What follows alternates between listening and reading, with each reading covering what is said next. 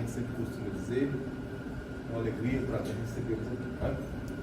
E dentro daquela retórica, né, dos encontros semanais. E nós estamos aí tecendo, né, comentário a respeito de um dos livros de nossa autoria, de nossa casa, que é Assim Falar os Livros.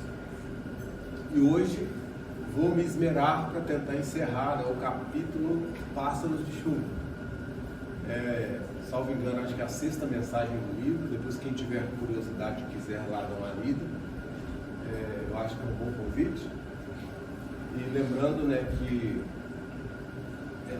a proposta era que eu conseguisse falar de todas as mensagens. O conteúdo é um livro robusto, cada mensagem tem muito desdobramento a cada parágrafo. Então, foi uma empreitada que a gente não conseguiu dar cabo a ela. Mas a gente continua ano que vem, não tem nenhum prejuízo, né, para todos nós.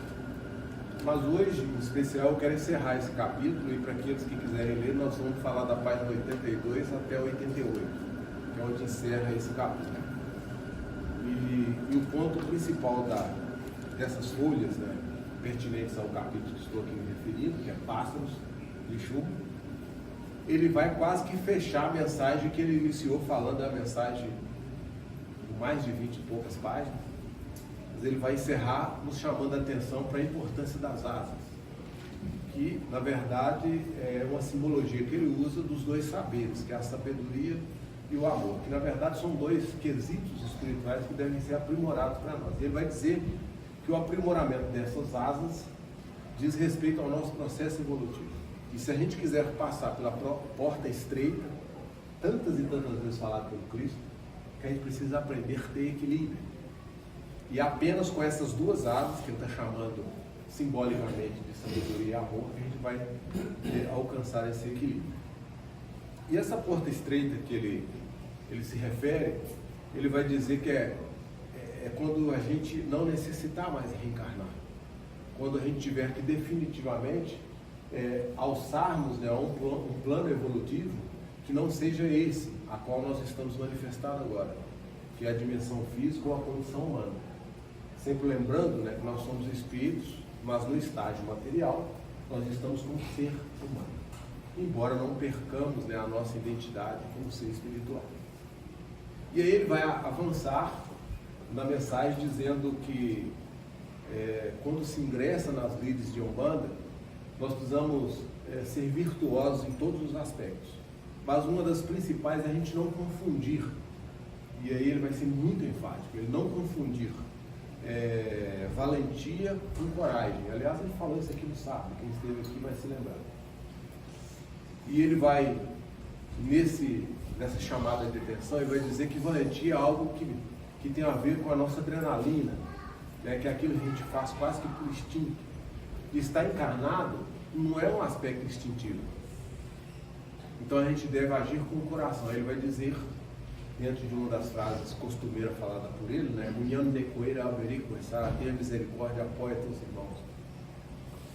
E ele vai enfatizar que a valentia que ele está se referindo, que não se confunde essa com a adrenalina, é a valentia do coração. E aí ele vai chamar novamente aquela dualidade para a quebra dessa dualidade que nós vivenciamos. Que dualidade é essa que vivenciamos aqui na matéria? O espírito em compasso com a matéria, buscando a evolução. A gente precisa quebrar essa dualidade, que é essa separação que a gente faz entre a questão material e a questão espiritual. Na verdade, elas não se separam, elas se somam.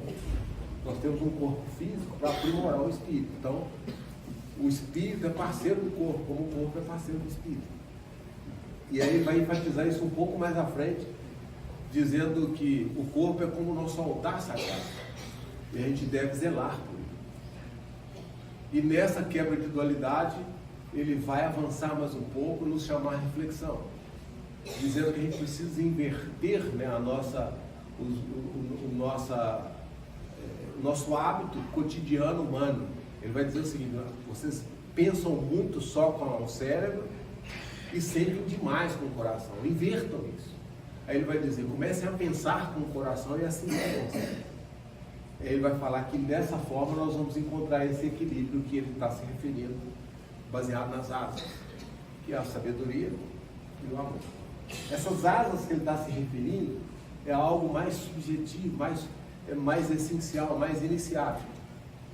E aí, ele vai dizer que o processo da iniciação, conforme ele está colocando, para nós é um desafio, enquanto aqui estivermos. E aí, novamente, ele vai nos chamar a responsabilidade. Mais do que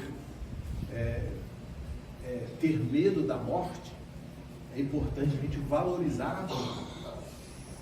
Percebe? Todos nós temos medo da morte. Se a gente não estiver preparado, na hora que ela bate a nossa porta, a gente treme. Por mais que a gente não queira aceitar essa realidade. E o desafio sempre, né, que o caboclo vem implementando na sua filosofia doutrinária, é viver a vida e saber se preparar para a morte. Isso é o lema dele. Ele nos ensina isso. Só que aí ele vai dizer, mais do que ter medo da morte, vamos valorizar a vida. Percebe? Que ele ensina a mesma coisa, mas com um foco diferenciado. E aí no encerramento ele vai dizer que o processo iniciático é isso. É a gente se adequar à condição espiritual mesmo estando na condição material. E para que isso aconteça, a gente precisa descobrir em nós mesmos a porta estreita. E a porta estreita que ele se refere é essa, né, da compreensão das realidades espirituais. Que ele vai chamar de um caminho virtuoso. Ele vai dizer que só assim a gente vai poder objetivar as nossas questões essenciais dentro dessa nossa realidade, desse mundo material. Então, se a gente quer ser feliz, a gente precisa primeiro do combustível essencial. São todas essas realidades espirituais, por resto vão acontecer como desdobramento da própria disciplina nossa espiritual diante da vida material. É isso que ele conclui na mensagem. Depois vocês dão uma lida lá, provavelmente vão achar outras coisas.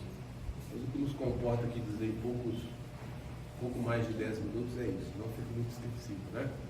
No mais eu desejo vocês, né, vou desejar sempre, né, toda vez que a gente se reunir aqui, que vocês encontrem no ambiente, né, esse reestabelecimento energético, que é fundamental, né, para o nosso dia a dia, e que todos nós que estamos aqui, a gente saia daqui melhor do que a gente chegou. Se a gente não alcançar esse objetivo, alguma coisa está errada. Ou a gente não sintonizou com o que deveríamos sintonizar, ou eles ofereceram para nós o que sempre oferece, mas a gente não estava aí numa condição boa de assimilar, ou então é realmente nós que escolhemos estar fechados, né, para aquilo que a espiritualidade está nos oferecendo. Numa boa linguagem de terreiro, eu sempre digo, né, saravá todos, né, que a natureza seja movimentada em nosso benefício. Mas numa linguagem iniciática eu digo, ara não, bênção de paz e luz. Repito de novo, ara nauã. Ara é luz.